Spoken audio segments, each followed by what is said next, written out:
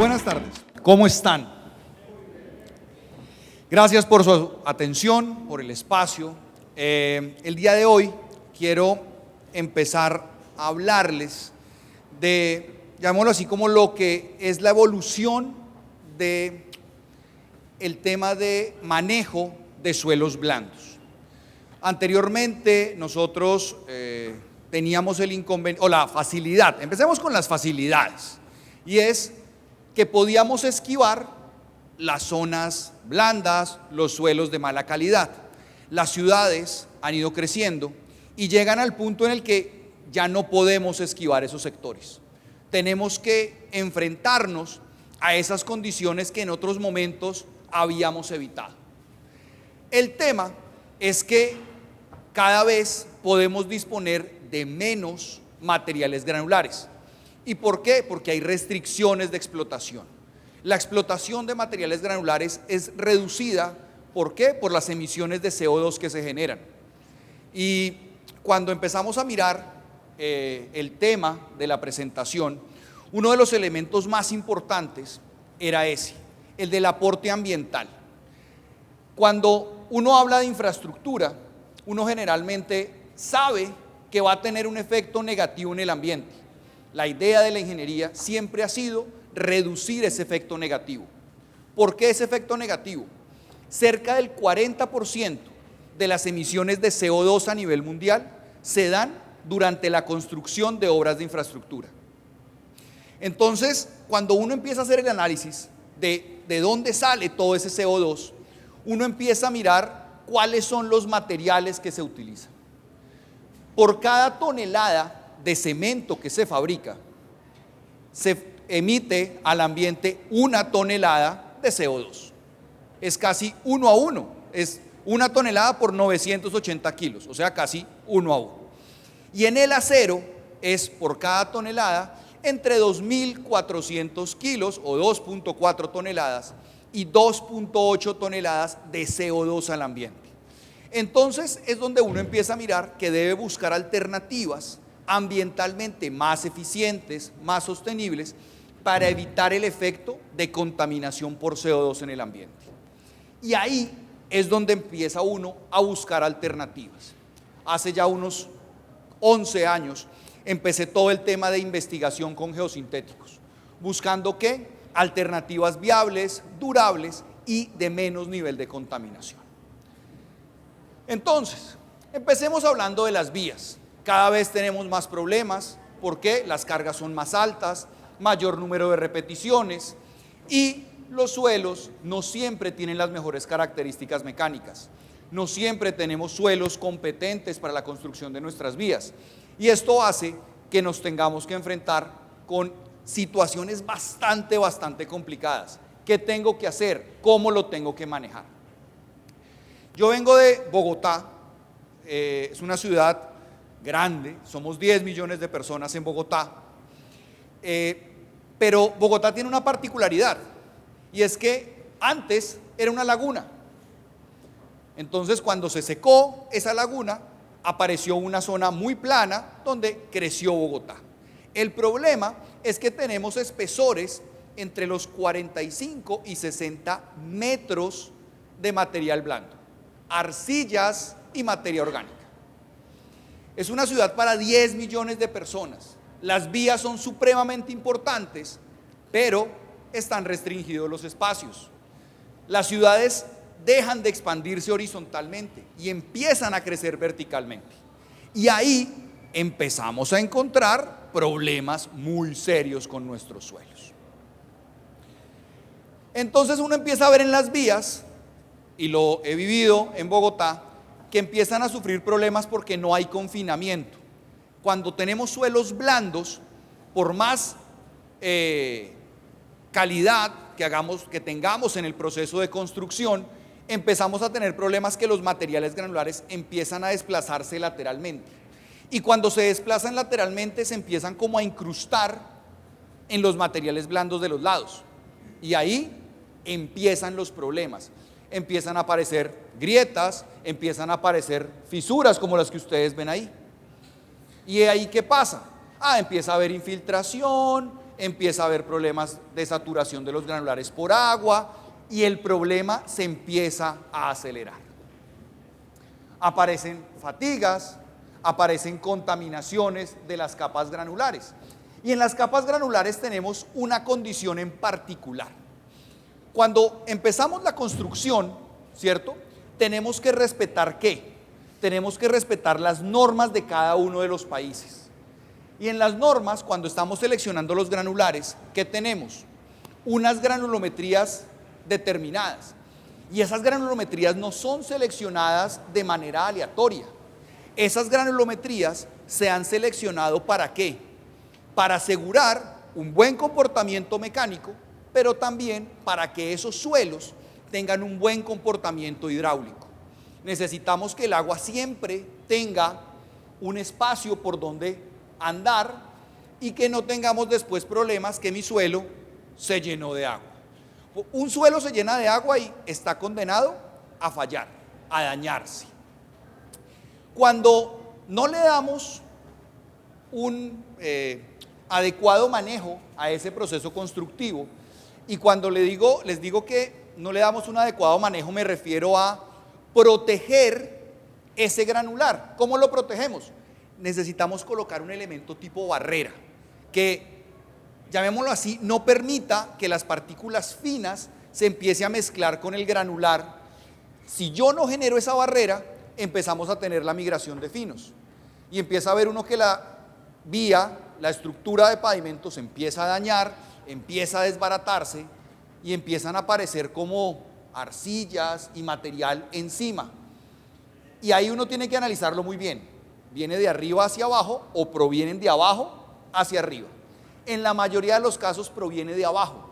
Y si proviene de abajo, el problema ha avanzado mucho. La disponibilidad de materiales cada vez es más complicada. Las explotaciones mineras cada vez están más restringidas, ¿cierto? ¿Por qué? Porque la contaminación por CO2 es muy alta y entonces empezamos a decir los volúmenes de explotación cada vez pueden ser menores. Cada vez es más difícil conseguir las licencias ambientales y entonces necesitamos buscar alternativas que nos permitan construir la infraestructura que necesitamos, pero de manera eficiente. Nuestras ciudades cada vez tienen más y más tráfico.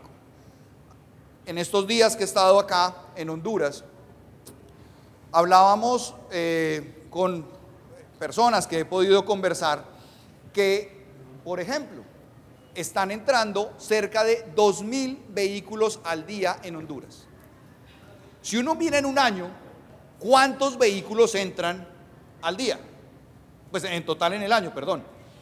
¿Y las vías crecen en la misma velocidad? No.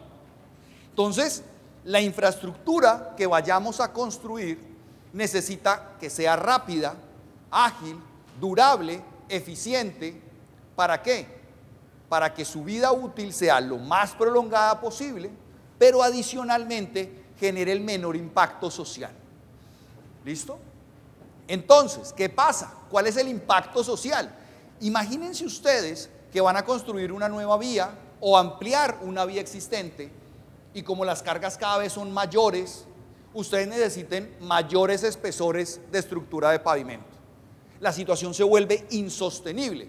¿Por qué? Porque al profundizar más, es posible que usted tenga interferencia con tuberías de alcantarillado, acueducto, instalaciones de gas, etc. Eso usted no puede decir, no, la mitad de la ciudad va a quedar sin agua un mes. Al otro día se incendió la ciudad. No hay forma de sostener eso. Entonces lo que necesitamos es que la infraestructura se pueda construir sin afectar la vida de los futuros usuarios. El clima. Nuestros climas en nuestros países es un clima tropical. Llueve más o menos en promedio 6 meses al año. Tiene que soportar esas condiciones. Y los suelos blandos son muy sensibles a esos problemas climáticos. El agua cambia su comportamiento, cambia su funcionamiento. Necesito hacerlos estables en el tiempo. Llueva o no, el material debe comportarse de la misma manera. ¿Listo? Nuestras vidas no están diseñadas para estar así. O sea, para estar nadando, no. A uno siempre en la universidad, cuando uno está en la academia, le dicen, la estructura de pavimento debe estar en condición drenada, en condición seca. ¿Y cómo lo hago? Y ahí es donde empezamos a mirar qué puedo hacer, cómo puedo hacer y cómo puedo permitir que eso dure en el tiempo. Y buscamos siempre durabilidad de más y más años, con menores inversiones, porque nosotros estamos en países donde los recursos son limitados y no podemos tener presupuestos estratosféricos. Obviamente el impacto ambiental debe disminuir y aquí hay, llamémoslo así, una crítica a lo que han sido los países desarrollados. Ellos piden que nosotros, países en desarrollo, ahora no hagamos lo que ellos sí hicieron cuando se desarrollaron. A nosotros nos piden que cuidemos el medio ambiente, que cuidemos nuestra vegetación, nuestras selvas, nuestros bosques. Ellos no lo hicieron. A nosotros sí nos toca lidiar con eso. ¿Y lo hemos hecho? Sí. Lo estamos haciendo cada día más y mejor. Alternativas para el manejo de suelos. Venga, este tema del manejo de suelos blandos no es nuevo. Las primeras investigaciones comenzaron hacia los años 60. Las primeras alternativas de usos de geosintéticos arrancaron hacia 1981. Aparecieron grandes investigadores. Uno de los más grandes es Jean-Pierre Giraud, un señor con una experiencia, un conocimiento impresionante. Tuve la fortuna de conversar con él varias veces, recibir clases de él, y es una persona muy dada a transferir su conocimiento. Él saca su primer artículo en 1981 con la ingeniera Laura Noré. Después, en el año 87, saca una actualización de su metodología, y así ha ido avanzando. El último artículo de investigación de Jean-Pierre Giraud salió en el año 2004 con el ingeniero Jihan. Posteriormente hay otros investigadores. Uno de los investigadores más importantes que hay en Latinoamérica es el ingeniero José Orlando Avezzani Neto. Es profesor de la Universidad de Sao Paulo y una persona que se ha dedicado toda su vida a investigar. Y nos ha permitido a nivel mundial conocer los resultados de su investigación con metodologías de diseño. Y esas metodologías de diseño son las que actualmente se manejan para este tipo de alternativas. Entonces, lo primero que se empezó a hacer hace muchos años, hacia los años 80, fue la utilización del geotextil tejido. ¿Funciona? Sí, funciona muy bien. ¿Y lo tenemos que hacer? Sí. El geotextil tejido casi que es una obligación en nuestros proyectos, porque además de generar una plataforma de trabajo para que pueda entrar la maquinaria, esa misma maquinaria que está aquí afuera, en el patio exterior del recinto, necesita unas plataformas para que entre, para que no se hunda y yo pueda construir mi infraestructura. Para eso, normalmente se utiliza un geotextil. Ese geotextil cumple dos grandes funciones. Una, ayudar a distribuir los esfuerzos, y la segunda, un elemento de separación. Se vuelve una barrera para que no haya mezcla. Si yo no tengo ese elemento de barrera, vamos a sufrir, vamos a tener problemas. El geotextil tejido siempre debe ir, ¿vale? Después, esto evolucionó y es hacia el año 2004 que sale la última investigación de Jean-Pierre Giraud. Él entrega una metodología en la cual dice, ok, vamos a mejorar nuestros suelos con geomalla. ¿Y funciona? Sí, y funciona muy bien, pero tiene una restricción, y es que la geomalla es un elemento plano. Entonces, cuando interactúa con el granular tipo base, tipo subbase, tiene una restricción. ¿Cuál es esa restricción? Que va a confinar el material únicamente en un sector. Es como si ustedes le pusieran una especie de cinturón a ese granular. A esa piedra le pusieran un cinturón. Y él va a quedar atrapado y el resto de la piedra del granular solo se restringe porque acá está atrapado. Ahora, para que funcione la geomalla, que ustedes ven ahí, tiene que la piedra, el granular, entrar en la abertura de la geomalla. Si no entra, no funciona. Y ahí ya tenemos una restricción. Necesitamos generar una interacción y una relación entre la granulometría del material y el tamaño de la abertura. ¿Listo? Y como todo en esta vida ha evolucionado, ha ido mejorando, ha ido cambiando. Nuestros abuelos, ¿sí? Bueno, digo nuestros abuelos, es mis abuelos, ¿sí? Empezaron escuchando música en radiolas, ¿sí? Cuando yo nací, ya hace bastantes años, en mi casa todavía había una y funcionaba increíblemente. Después, cuando yo estaba ya en la adolescencia, ¿qué escuchaba? Cassettes de música. Muchos de aquí no sabían que los cassettes era lo que uno utilizaba en un Walkman, un aparato, una cosa grande, pesada, y uno se lo colgaba acá. Y con eso escuchaba música. Y eso era lo mejor que podía haber. ¿Y eso qué pasó? Evolucionó.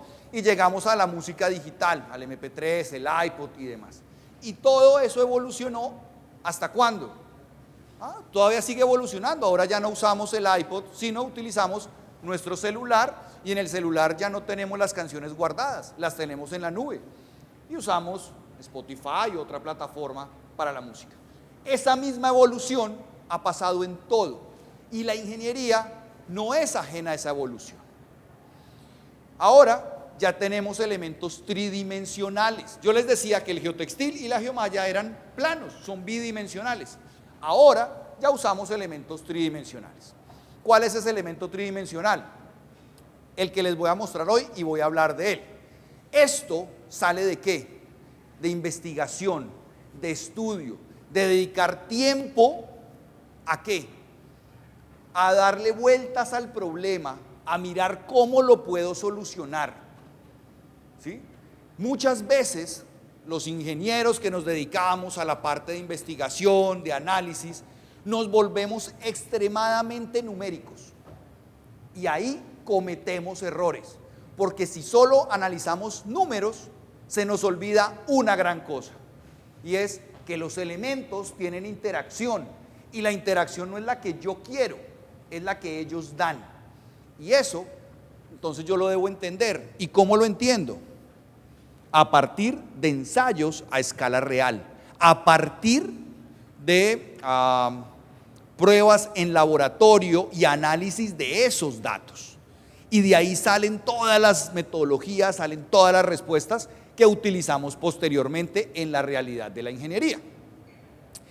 Y de ahí, entonces, empecemos a hablar de este material, de la geocelda. Sobre la geocelda, es un patrón celular. ¿Y de dónde tomamos ese patrón celular? De la naturaleza. La naturaleza nos ha mostrado que el patrón celular funciona.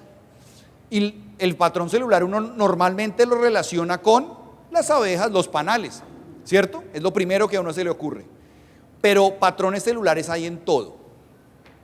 Absolutamente toda la naturaleza tiene patrones celulares. Todo. Todo. Ahora, cuando ya lo llevamos a el tema de la ingeniería, vemos que necesitamos el confinamiento. A uno en la academia le dicen, un suelo confinado tiene mayor resistencia. Ok, ¿cómo lo puedo confinar? Anteriormente yo lo confinaba con geomalla. Ahora esto ha cambiado. Si yo tengo un suelo sin confinamiento, olvídese, no funciona bien, empieza a desplazarse lateralmente, empieza a desbaratarse la estructura. Pero si yo lo confino, sí funciona. Eso es lo que necesitamos. Ahora, ¿cómo lo vamos a conseguir? Y ahí es donde está la magia. Las primeras aplicaciones, como yo les decía, fueron hacia los años 60. Y gran parte de la evolución que ha tenido la ingeniería no ha sido solamente por la academia. Los militares han tenido un gran efecto y aporte en este tema. Esta semana, aquí, en reuniones con ingenieros bastante curiosos, me decían, venga, ¿y esos elementos por qué no son circulares? Si la forma circular es la que mejor efecto de confinamiento me da. Y la respuesta es sí y no. Porque en el punto donde es circular, sí, funciona muy bien. Pero si yo uno varios círculos, en la mitad no me queda una forma circular. Y ahí tengo problemas. Entonces, por eso es que se utiliza un patrón tipo celular. La primera aproximación del uso de elementos tridimensionales lo hicieron los militares utilizando llantas. Esas llantas que ustedes ven en la fotografía superior izquierda es la primera aproximación. Llantas viejas, esas que ustedes ya no pueden utilizar porque ya llegaron al final de su vida útil, que son un problema ambiental. Usémoslas para algo. Y empezaron la investigación. ¿Funcionaban? Sí. ¿Eran difíciles de construir? También. Dijeron, no, hagamos entonces el tema de evolución. Y empezaron a utilizar geoceldas, pero hechas en aluminio. El peso era absurdo. Y llevarlas a la obra era dificilísimo. Entonces dijeron, no, necesitamos algo más liviano. Y ahí empezaron a pensar en los polímeros plásticos. Y cuando llegan los polímeros plásticos, el problema es que la creatividad no siempre funciona bien. Les voy a mostrar una serie de fotografías y de intentos de hacer patrones celulares con elementos plásticos. Y se van a dar cuenta que no funcionaron. Los trataban de armar en obra, como si fueran cajas o como si fueran como contenedores fabricados en obra. El problema es que la interacción, la conexión entre uno y otro no funcionó. Y eso descartó ese tipo de alternativas. Y entonces, ¿a dónde llegamos? Llegamos a producciones más industriales, que es lo que actualmente utilizamos. Y esto ha sido probado en todo el mundo y funciona. ¿Listo? Entonces, podemos utilizar y seguir construyendo vías como lo hacían desde los romanos, con capas absurdamente grandes de granular, o hacerlo de manera eficiente. En Honduras, en los últimos 2 años, se han explotado 16.2 millones de metros cúbicos para la construcción de infraestructura. Eso es demasiado. Yo no estoy diciendo que no se explote, no, sí, toca hacerlo, pero esa cantidad de material la podemos usar de manera más eficiente. ¿Listo? Y ahí les voy a ir explicando ahorita. Entonces, la geocelda es un elemento, ya saben, el patrón celular, es elemento tridimensional que se llena con granular. Ya no es tan importante el tamaño de la partícula porque ya es una pared, ya no es un cinturón. Entonces, cada celda tiene tamaños entre los 25 y 30 centímetros.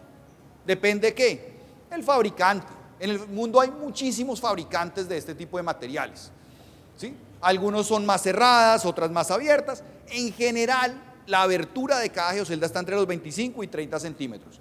Eso me da la posibilidad de utilizar materiales que con geomallas no podía usar. Entonces, la geocelda es un elemento de confinamiento, ¿cierto? Ese patrón que ustedes ven ahí se llena de material, se compacta, ¿sí? Pero aquí hay un elemento importante, que fue uno de los elementos que hizo fallar la alternativa de las llantas. Y la alternativa de las llantas falló porque el agua que entraba en esas llantas no podía salir. ¿Cómo hago para drenarlo? No tengo forma. Por eso las paredes de la geocelda tienen esas perforaciones. Y esas perforaciones es para que el agua tenga un camino, ¿sí? El agua, yo les digo a mis alumnos, mire, el agua es perezosa. El agua no le gusta hacer trabajo para andar. Si usted le da vacíos, ella va. Pero si yo le digo, no, usted tiene que hacer este recorrido y suba y baje, ay no, yo me quedo acá. Y ahí, chao, no tenemos nada que hacer, se dañó la estructura. ¿Listo? ¿Qué material puedo utilizar? Arenas, gravas, mezcla de arena y gravas, arenas, gravas y algo de finos. ¿Cuánto es algo de finos? Máximo el 15-20%. No pasen de ahí, porque o si no, el agua no va a tener por dónde andar y vamos a tener problemas. Y si yo pongo materiales totalmente limpios, no da la densidad. Los finos son ese mal necesario. No debe ser mucho, pero tampoco deben dejar de existir. ¿Listo? Entonces siempre nuestros granulares deben tener esa parte fina. Y el mercado a nivel mundial en geoceldas al año se mueven cerca de 460 millones de dólares. Es un mercado muy grande. 460 millones de dólares al año, mucho, ¿cierto? Y les voy a mostrar un dato. Y el dato quiero que lo analicen desde el punto de vista de la región donde estamos hoy. El 66.6% de esas geoceldas se hacen en polietileno de alta densidad. ¿Por qué? Porque es el material que mejor funciona, es el más estable, es el más durable.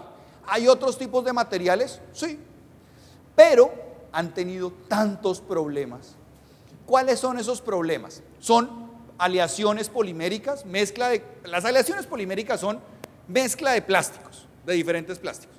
El problema es que esa mezcla con el sol se daña.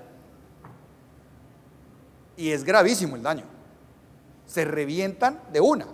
Entonces, ojo, por eso se usa polietileno. De esos 460 millones de dólares anuales, se estima que en el año 2027, cerca de 258 millones de dólares van a ser en refuerzo de suelos para vías. O sea, bastante, cerca de la mitad se va a utilizar para eso. Y ha tenido un crecimiento acelerado. El problema es que Centroamérica no está incluida en el mapa de las geoceldas. En Centroamérica estamos todavía muy retrasados. Seguimos utilizando las geomallas. ¿Funcionan? Sí, pero en esta región nos da miedo, a los ingenieros nos da miedo utilizar elementos nuevos. Y tenemos que evolucionar de la manera que va evolucionando la tecnología a nivel mundial. Si ustedes ven en el año 2022, que es el último dato medido, ya el resto son proyecciones, Norteamérica y Asia-Pacífico, o sea, Asia y lo que es China, Japón, Taiwán, son los mayores consumidores de geocelda. Después, en el año 2022, viene Europa. Sudamérica está un poquito más abajo y el Medio Oeste y África están en la parte baja. Pero Centroamérica no aparece. Y no es porque no conozcamos de esto, es que nos da miedo usarlo. Tenemos que perder ese miedo. Miedo a los que lo usaron primero. Y si lo siguen usando es porque funciona. Ya no nos debería dar miedo. Ya los otros se arriesgaron. Nosotros vamos a la segura. Miedo al primero que lo haga. Nosotros ya, hágale, use lo que esto funciona. ¿Listo? Entonces, ¿dónde lo puede usar? ¿En refuerzo de estructuras de pavimento? En la base, sí. ¿Lo puedo usar? Sí, mírenlo. Esto es una vía en Colombia. Tenía un problema esta vía. Perdón cómo lo voy a decir, pero es muy común hacerlo así en Colombia. Hicieron una obra hace muchos años y era un terraplén. ¿Por qué? Porque era una zona de inundación. Entonces, para evitar que cuando se inunda la zona, la vía quede completamente cubierta por el agua, pues cuando se inunda y quede cubierta por el agua, hicieron un terraplén. Entonces subieron el nivel del arrasante. Y el problema es que el material del terraplén lo cogieron de los lados. ¿Lo seleccionaron? Nada. y lo colocaron, como decimos en Colombia, a la maldita sea, como caía. El problema es que eso era una vía que parecía era una pista de bicicross. Uno iba así. Eso era un gusano, era terrible. Y el problema es que por esa vía pasa mucha carga pesada y eso generaba muchos problemas. Dijeron, tumbemos el terraplén y lo volvemos a construir. No hay dinero. Pues, a ver, 60 kilómetros, túmbelos y vuélvalos a hacer. No hay peligro de hacerlos. Entonces, ¿qué hacemos? Utilicé Geocelda y funcionó muy bien. Aeropuertos. Lo puede usar en la base, lo puede usar en la subbase, lo puede usar en los mejoramientos, lo puede usar en muchas formas. ¿Sí?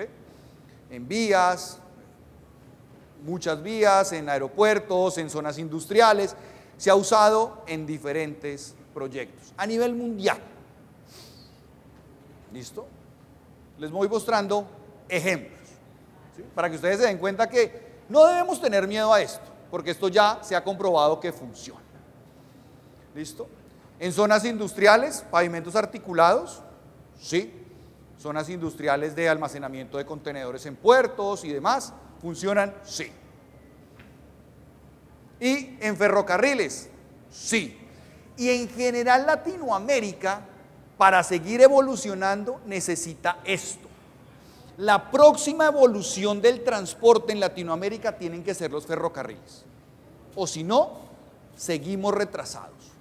Si no evolucionamos a pasar del vehículo terrestre de ruedas al vehículo terrestre de riel, nos vamos a complicar. ¿Listo? Entonces la próxima evolución de todos los países son los ferrocarriles. Y después también lo empezaron a utilizar en control de erosión. Pero esta es una aplicación, llamémoslo así, más sencilla, tiene menos implicaciones de daño, de costos y demás. Pero funciona y funciona muy bien. Después dijeron, no, hagamos muros de contención y ya lo empezaron a usar en todo. ¿Listo? Pero su principal aporte es en vías, en la parte de infraestructura vial. ¿Listo? También se ha utilizado en rellenos sanitarios para cubrir esas celdas de rellenos sanitarios donde necesitamos protegerlos para que cuando llueva no se llene de agua la basura y produzca más lixiviados y más problemas. Ahí también se ha utilizado. ¿Listo? Y llegó alguien y dijo, oiga, ¿y si lo llenamos en concreto? ¿Será que sirve? Sí y no. ¿Y por qué les digo que sí y no? Porque ahí estructuralmente ya no va a aportar nada. Mejorar algo bueno es muy difícil, pero mejorar algo malo, claro que sí se puede. Cuando tenemos suelos blandos, si yo hago la colocación de la geocelda y el granular, lo mejoro y mucho.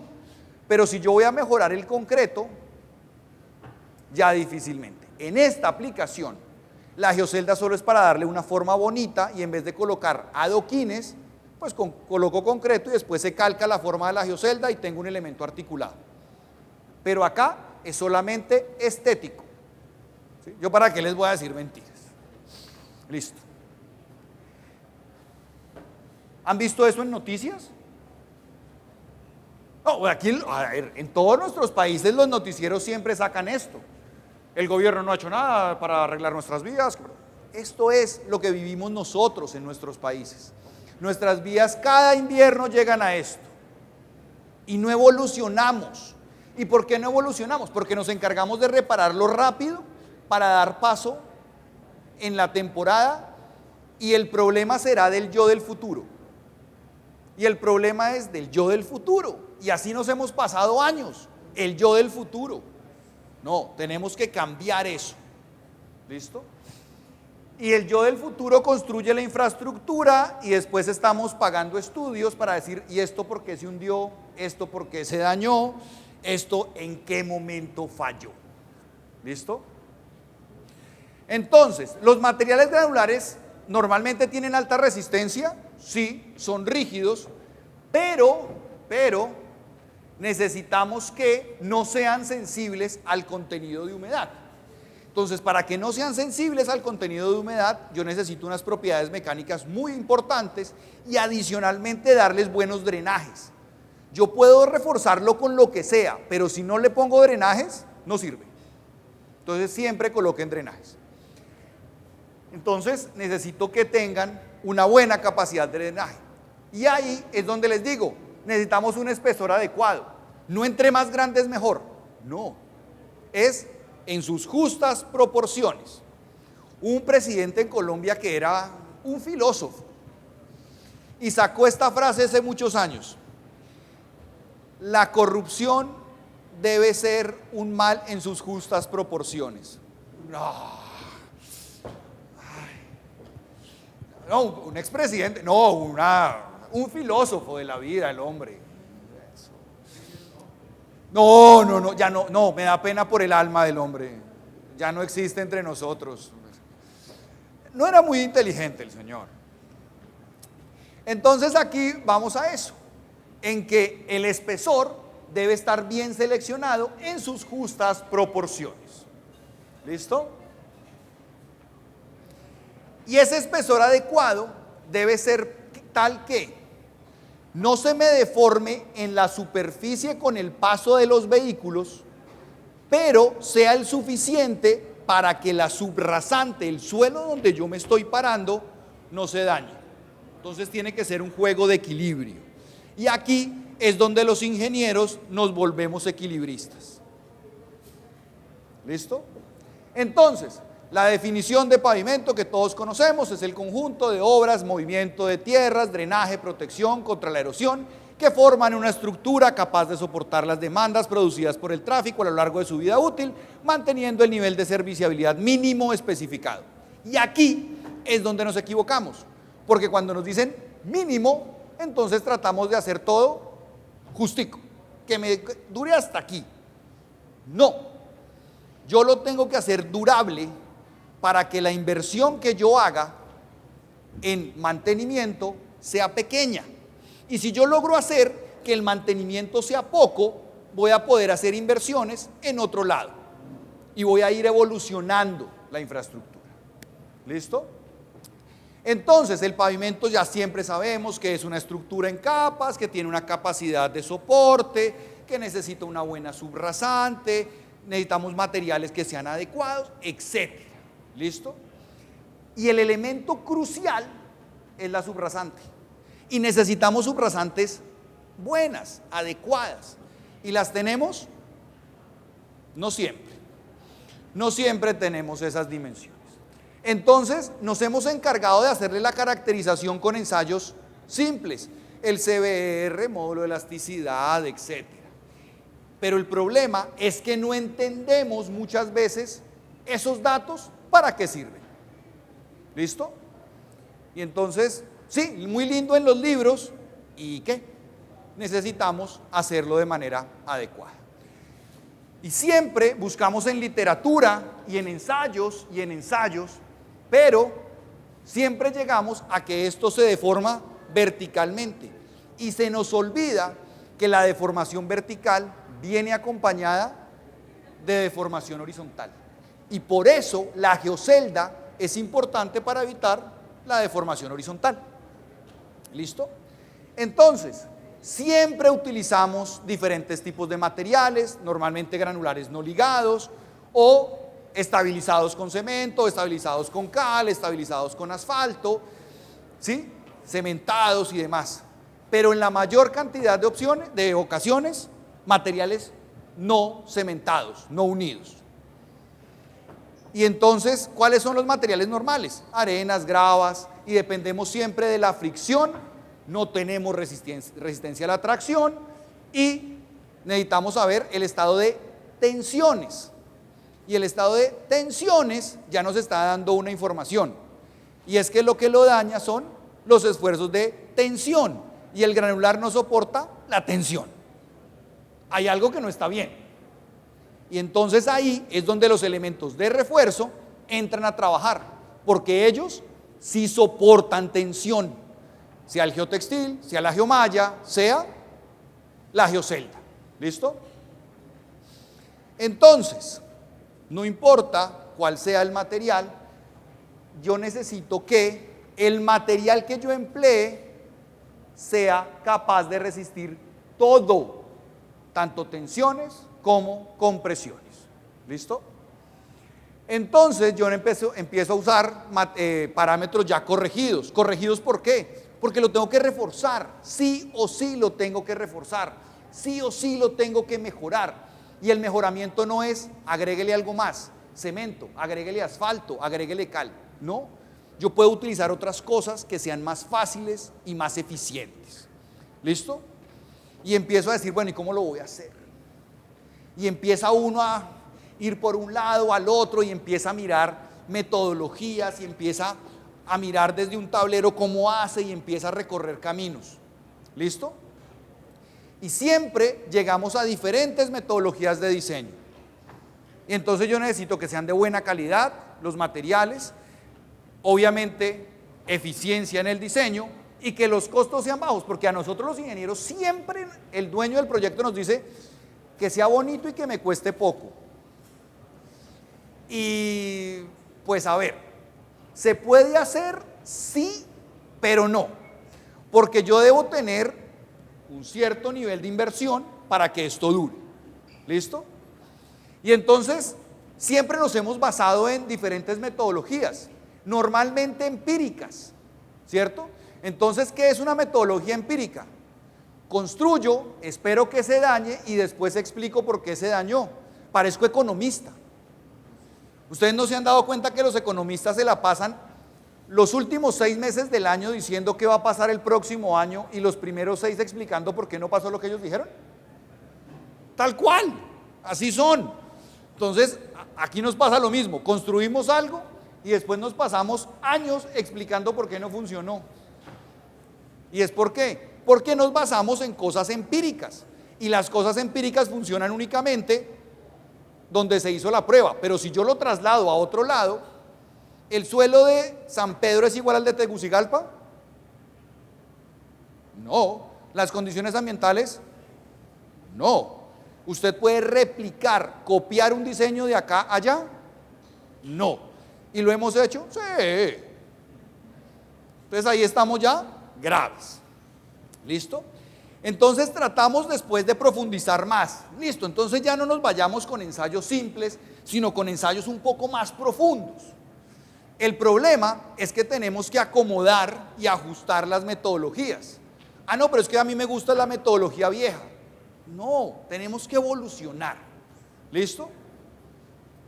Y el gran error es cuando empezamos a decir, ah, no, es que mi metodología dice que yo el espesor lo determino por un ábaco. ¿Qué precisión puede tener un ábaco? Si yo uso un portaminas de mina delgada o utilizo un lápiz sin mina que me da una línea así de gruesa, el margen de error cambia del cielo a la tierra. Entonces, ojo, los ábacos no son la mejor alternativa. ¿Listo? Entonces, yo empiezo a analizarlo ya desde el otro punto. Ya me fui al otro lado. Solo datos matemáticos. Y ahí cometemos otro error. Nos olvidamos de lo que pasa en la realidad. Y es, ah, no, es que el módulo de esto da. ¿Y usted está seguro que en su obra usted llega a ese módulo? ¿El nivel de compactación le da para que llegue a ese nivel? No sé. ¿Por qué? Porque yo no sé dónde es el proyecto. A mí me contrataron y me dijeron que eran estos los materiales. ¡Ey! Necesitamos tener un equilibrio. ¿Listo? Entonces, necesitamos empezar a entender cuáles van a ser las deformaciones, el comportamiento, las condiciones, y cuando unimos los dos mundos, lo empírico con lo matemático, llamémoslo así, es que vamos a entender la realidad de la infraestructura. Pero si nos quedamos solamente con esfuerzos, deformaciones, estados de tensión y módulos, esto no va bien. ¿Listo? Ok. Entonces, necesitamos, bueno, y ahí nos dicen, sí, muy lindo lo que usted dice, pero nos castigan con análisis financieros. Ay, no, espere. Primero que cumpla y después ya miramos cómo podemos ajustar los presupuestos. Pero si desde el comienzo nos dicen, esto tiene que ser barato, ahí ya la cosa no funciona. Entonces, ya habíamos hablado de dónde podíamos utilizar la geocelda, ¿cierto? Sigamos.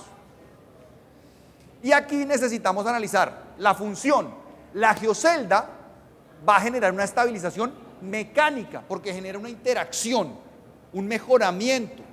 ¿Y qué va a mejorar? Va a aumentar el módulo de elasticidad. ¿Y por qué lo va a aumentar? Porque confina el material, lo bloquea, y al disminuir las deformaciones va a tener menos deformaciones ante el mismo esfuerzo. Y acuérdense que de ahí, de la curva esfuerzo-deformación, es que yo saco el módulo de elasticidad. Ahí es donde la geocelda entra a trabajar y funciona excelente. ¿Listo? ¿Y cómo es? Lo que les he venido diciendo todo el tiempo, restringe el desplazamiento lateral. Y si yo no tengo desplazamiento lateral, no tengo desplazamiento vertical. Y cerré el ciclo. Ahí funciona bien. Esa es la propiedad del refuerzo. ¿Listo? Y eso es importante, sí. Entender el concepto es la magia de esto.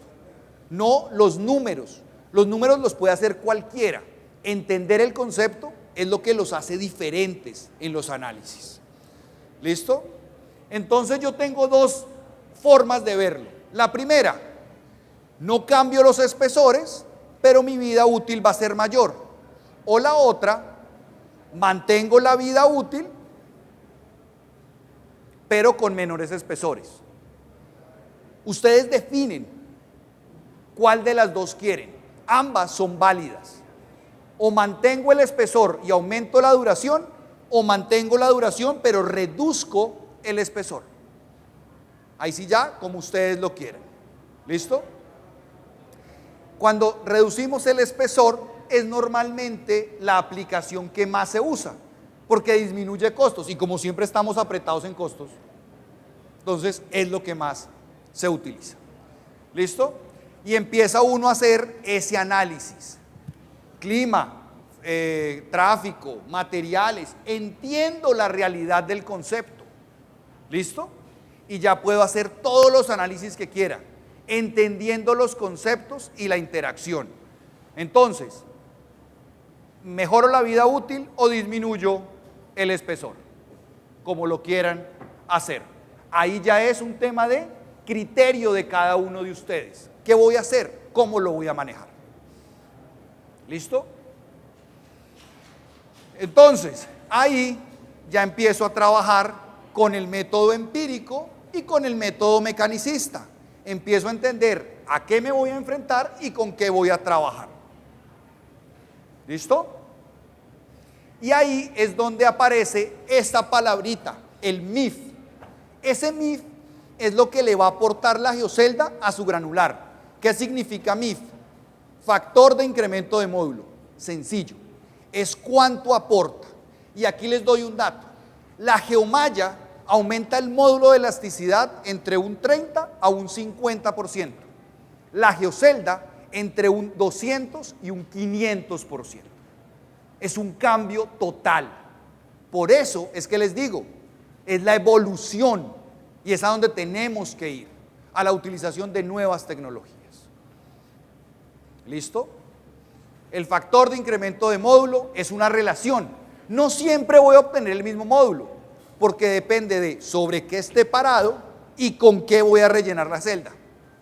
Eso es una metodología completa. ¿Listo? Entonces tengo que tenerlo en cuenta. Entonces lo que les decía, entre 1.5 a 5 veces el incremento de módulo, y ahí empiezo a jugar con diferentes cálculos, diferentes elementos. Pero no los voy a aburrir con eso ahorita. ¿Listo? Las pruebas de laboratorio siempre son limitadas.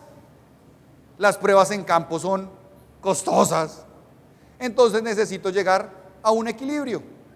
Y el equilibrio es no empezar a lanzar flechas a ver a dónde cae, sino saber qué voy a hacer y cómo lo voy a hacer. ¿Listo? Y si los modelos analíticos solo en la oficina no funcionan. No funcionan. ¿Listo? Para cerrar, 2 minutos para mostrarles un caso en Bogotá. Una vía que esta era la subrasante, un desastre. Se hundía uno caminando. Eso que ustedes ven en negro es materia orgánica. Lindo, no, un proyecto lindo. Necesitábamos mejorar todo el material. Miren los CBRs que nos encontrábamos. CBRs de 0,8, 0,75, ¿sí? Cuando lo que nos dicen las metodologías es mínimo 3. Entonces, ¿cómo hago? Bueno, empecemos a mirar qué hacemos. 0,6 de CBRs. Ay, perdón, ¿qué fue? Ese es el tráfico de esa vía. ¿Será que yo la podía cerrar? No, ve a ver cómo lo hace. Y teníamos 1 metro de reemplazo en varios kilómetros. Eso era un infierno de dinero. Se necesitaban alrededor de 51.000 metros cúbicos para ese proyecto. No nos daban licencia ambiental. ¿Qué hacemos? Ok, empecemos a mirar alternativas de mejoramiento, de refuerzo. Miramos el uso de geocelda y pasamos a tener la mitad del reemplazo, de 1 metro a 50 centímetros. Ya estábamos en la mitad del relleno y empieza la construcción. El geotextil de separación que les decía, siempre debe ir. Como era tan blando, cosa el geotextil, porque si no les tocaba poner traslapos de 90 centímetros cuando el rollo viene de 3,80. Era perder mucho. Después se colocó una malla porque el suelo era extremadamente blando, un relleno granular compactado y empezamos a colocar la geocelda. Y hágale, coloque geocelda. Y acá nos pasó una cosa. Eso es una grapadora neumática. La evolución del sistema ya no usa grapas neumáticas. ¿Por qué? No falta el trabajador que se le olvida y se cosía los dedos. ¡Qué dolor! Pero bueno, los paneles se fijan con unas varillas que después se retiran cuando ya está lleno. Se colocaba el granular, se compactaba, se medían las densidades. Siempre hay que medir densidades, no se les olvide. Y la geocelda era de 15 centímetros de espesor. Drenajes, siempre los drenajes, no se les olvide. ¿Listo? Todos los paneles ya estaban ahí pues, colocándose, los iban extendiendo y los iban grapando. Así quedó al final. En perfecto funcionamiento desde el año 2017 y no se ha tenido que hacer el primer mantenimiento profundo, solamente sello de grietas y fisuras. Esto generó el servicio a cerca de 800.000 personas que tienen área de aferencia en esa vía. Esto es todo lo que rodea esa zona. Es una zona deprimida de Bogotá y esto le cambió la cara y ha empezado una renovación urbana a partir de la construcción de esa vía. Era lo que les quería mostrar hoy. Mil gracias por su tiempo, por su atención. Espero haya sido de su interés.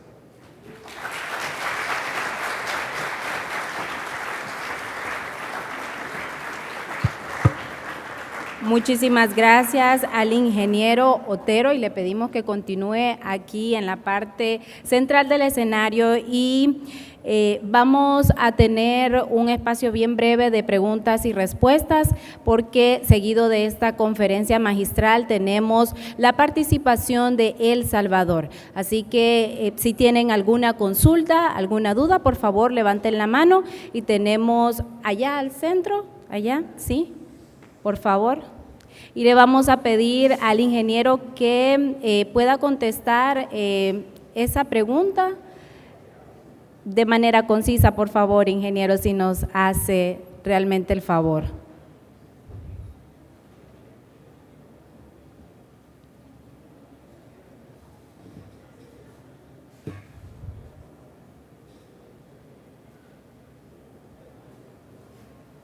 Si no tienen bolígrafo, como vamos a dejar esa única consulta, le vamos a pedir a los chicos del sonido que por favor puedan compartirle un micrófono. Acérquese y me hace la pregunta y ya se las respondo a todos.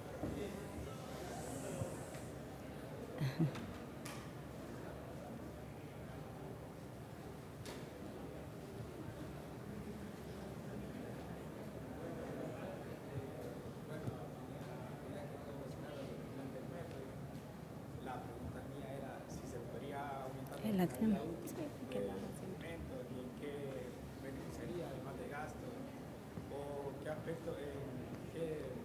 Le vamos a compartir un micrófono ahorita para que pueda hacer su consulta y todos podamos escuchar. Mi pregunta es que, bueno, con los diferentes métodos, cómo están evolucionando, si se lograría en un futuro, aumentar el tiempo de vida útil y en qué aspectos mejoraría, tanto en el ambiental y económico. Perfecto. Miren, el tema es muy sencillo. Cuando ustedes colocan un elemento como la geocelda, que es un elemento de confinamiento, sí logran disminuir el efecto de deterioro del pavimento, le aumentan la vida útil, por una simple razón: la deflexión de la fibra inferior de la carpeta o de la estructura va a disminuir. Cuando uno era pequeño, utilizaba a veces, jugaba con los clips, con estos cositos para coger hojas, ¿cierto?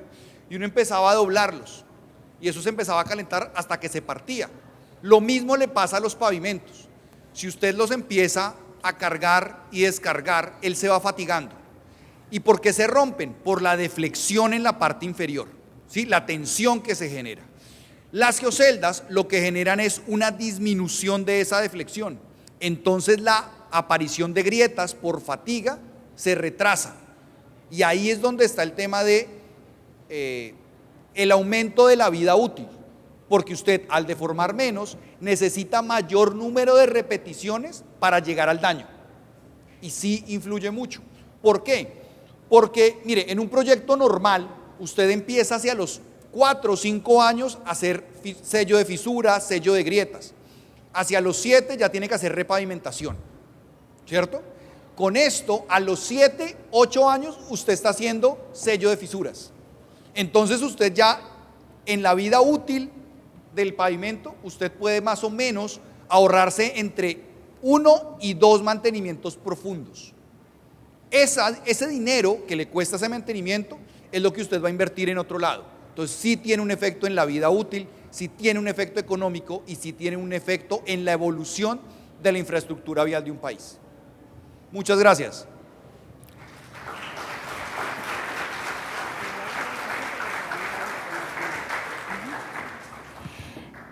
Ahora llamamos al ingeniero Max González, representante del comité organizador de Expo Construye, quien hará entrega de un presente por parte del comité.